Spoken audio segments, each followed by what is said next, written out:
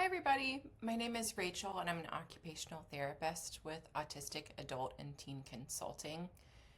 And I wanted to spend a few minutes today speaking with you about nervous system regulation.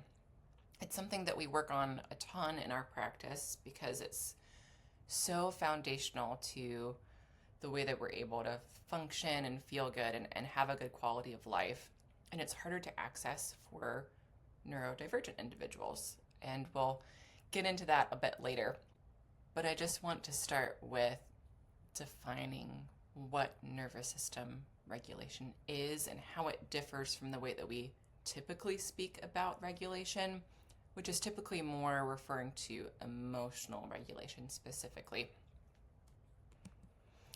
So when we are well regulated in our nervous system, OTs like to refer to this as being in our just right state, where we really are the best version of ourselves. We are attentive, in control of ourselves, really accessing the full capacity of our brain. Something that's really an important thing to be able to do all kinds of things in life, right? And probably also a state that we can't be in 24/7, but the more that we're able to access it, it tends to be the more we're able to access all kinds of things in life. So this picture for me represented what the just right state feels like a lot for me, where I'm just sort of chilling, there's not a ton going on, I'm able to kind of be in my brain. Maybe she's just reading a book and relaxing. Maybe she's getting ready for the workday and she's prepping for something. But either way, she looks pretty calm, pretty emotionally even. She looks like she has enough energy to pay attention to things and do what she needs to do, right? This picture is, for me, a little bit of a shift away from a just right state. So, and also I think in this example, it's a good way to talk about how the just right state can differ from context to context. So when we are trying to sleep, our just right might look a little bit different versus when we are trying to play. And in this scenario, obviously these kids are playing and having fun and really just kind of having a lot of big movement, active play, running around, jumping, climbing, rolling. Maybe in this context, it might be a little bit overstimulating or too rambunctious for the environment. If there's fragile things or it's easy to bump into each other because it's too small, it might be a better context for playing outside. Also, for this mom in this space, she looks to be a little bit overstimulated, I would guess, maybe a little bit anxious and overwhelmed. I know I've felt like that sometimes when my kids are running around and making lots of noise and just being a little bit wild. Also, you can kind of, if you're a parent, you probably can relate to this too, where it's a good kind of hyper, it's fun, it's excited until it tips over the edge of too hyper, and all of a sudden, somebody has lost self-control, does something impulsively, does something too rough, it crosses somebody else's boundary, and they're having trouble emotionally regulating and everyone's crying and screaming. So there's a balance to all kinds of context and what is our just right state in these particular environments. So going back to our lady who's feeling a little bit more zen, we'll try to get back into this mindset for the rest of our talk here. So our nervous system, of course, primarily really when we're thinking about our central nervous system, our brain, our spinal cord, it's this control center for how we receive and process information, as well as how we put together an output or response to that information. So an example might be when we're speaking with a friend, maybe we are listening to them and we are taking in the auditory content of that information through our ears. Maybe we are visually looking at their facial expression and their body language to try to get an idea of what their emotional state might be, or their level of interest in engaging in this conversation might be, for example.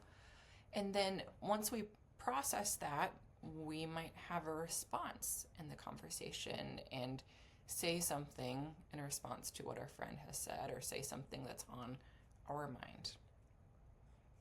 So again, emotional regulation, it's one piece under this umbrella. We will come back to it.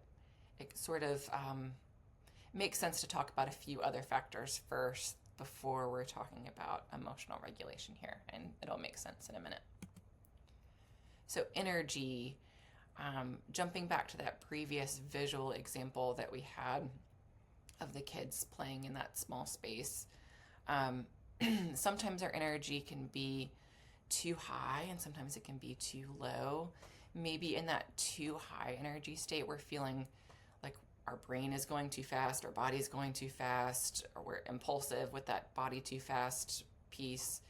Maybe we're feeling really scattered and all over the place, and maybe a little bit overstimulated, overwhelmed, or anxious, kind of like the mom appeared in that picture. We can also have this too low energy state. That might be a state where we're having trouble getting started with things. We feel just kind of blah and we can't focus, or we're foggy brained. Maybe it's because we're understimulated and there's not enough going on to kind of wake up our nervous system. Or sometimes this is happening because of a crash after being in that energy too high state for a little bit longer than ideal. For example, if we've been in a state where we're overstimulated for quite a while, it often comes with a crash later of this too low feeling kind of state. And as you might be able to tell, it kind of sounds a bit like a depressed state. So what we've found is often that's the best language that people have to describe this too low dysregulated state, because we don't really understand it or generally have the language for it as a society. So we often will talk about, I was really depressed when I went to visit my parents and there was just nothing going on and I didn't have anything to do. Maybe that's the case. Maybe it's also a too low, understimulated, potentially dysregulated state. Also, attention. Attention and energy, again, as you probably can tell, go hand in hand. So for the too high energy state, just like I mentioned, you might be feeling really scattered and your attention is jumping really quickly from thing to thing, and you're having trouble just really focusing on that one thing that you want to be able to do or that you want to be able to get done. So it might feel just really ineffective for what you're trying to do. Maybe your attention, when your energy is too low, you might have difficulty jump starting your attention and you just can't really get started to focus on anything. Or maybe you can't focus on the things that you want to be able to do or you feel like you should be doing, and it's just sort of hyper-focused on the things that light up your brain, for example, as many neurodivergent people I'm sure can relate to. And then self-control. So again, all these follow, right? Sometimes with that energy shift, we might have some different levels of self-control. Maybe it's for other reasons beyond energy, of course, too. But I'm sure we can all think of a time when we blurted something out without really thinking it through, or we did something that we regretted later. Ideally, we want to be in control of ourselves to be able to say the things we want to say, act the way that we want to act. But that's obviously not able to be the case 100% of the time. And emotional regulation. So emotional regulation, it's really the ability to stay in control of our emotions. And I want to clarify this because I don't mean having a stiff upper lip and trying to will our emotions away, staying in control in that way. It's more so letting your emotions come in, honoring them, but not letting them get the better of you, or not letting them completely shift our nervous system regulation and lose all of these other things, our energy, our attention, our self-control, our brain functioning. So in that way, we're able to not do things that we'll regret. So that we don't lose our temper, so that we can communicate about our emotions or about the conflict that we might be having if we would like to. But you can see how it's a piece of the nervous system regulation picture, but it's just one component. Another component is our access to our executive functioning. Our executive functioning, it lives in our prefrontal cortex, in that front part of our brain, and it's really considered the control center of the brain. So it has to do with some of these other things like our attention and self-control. It has to do with things about planning and organizing, being able to start tasks, being able to shift from task to task effectively if we would like to. So that, for example, if we start a load of laundry, we don't feel like we have to stare at that washer while it's finishing its cycle before it goes to the dryer. We can go do something else and then come back to it and finish the process. But our executive functioning, it's absolutely a higher level skill, and it is not going to be accessible the more we get away from our just right state. And then just, quickly, again, we don't have time to get into everything, but it really affects all processing because, of course, everything is coming through our nervous system. So the ability to process and understand language, the ability to put our words together effectively, to process some of the nonverbal communication that we might be observing in the environment. It's really just the foundation to all these other skills. It's something that helps us navigate our day, our social situations, learning, everything. And for those of you, who are neurodivergent, you might get this one a little bit more sometimes in that really dysregulated state. It is hard to, process what people are saying, and it is harder to just figure out how to engage and get our words out in a way that makes sense. And sometimes our brains go completely blank. And this can be true, of course, for neurotypicals too. I think the most common example for neurotypicals is maybe in a state where you're feeling really nervous, like a presentation, and maybe you've practiced the presentation a ton and you've been able to deliver it the way that you wanted to with a family member who you practiced with the night before. But the minute you get in front of that big group of people to speak, that sometimes that nervousness takes over, and all of a sudden we're not accessing our brain the same way, our language the same way, our thinking the same way, and it comes out in all this kind of jumbled mess because of that, right? So now that we've established why our nervous system regulation is so important, I wanted to take a few minutes to talk about why it's harder, why a well-regulated nervous system is harder to access for some people than for others. And of course, we all have to regulate our nervous system. It's a foundational thing. But often for neurotypicals, it's an unconscious thing that requires little thought, little effort.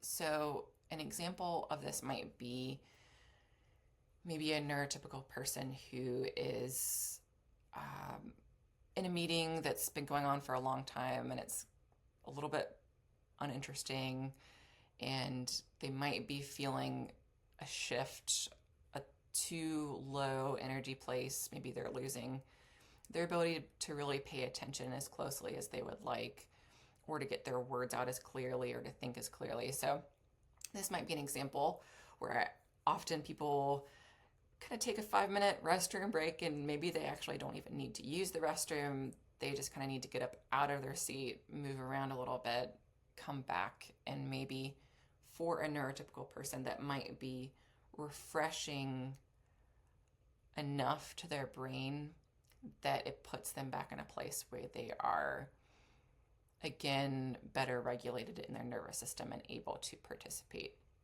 as they would like to. So you can see it doesn't look different. It doesn't take a ton of effort. It's sort of within the range of typical. Makes sense, neurotypical. For neurodivergent individuals, it typically takes more effort. That's for me, the biggest takeaway of the difference between neurotypical regulation and neurodivergent regulation. And why this is the case, again, it's a sweeping statement, but in large part, sensory differences that come along with that.